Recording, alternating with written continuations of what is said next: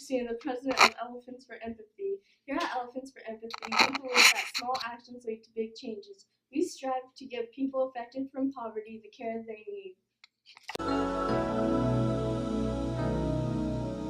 There comes a time when we heed a certain call, when the world must come together as one.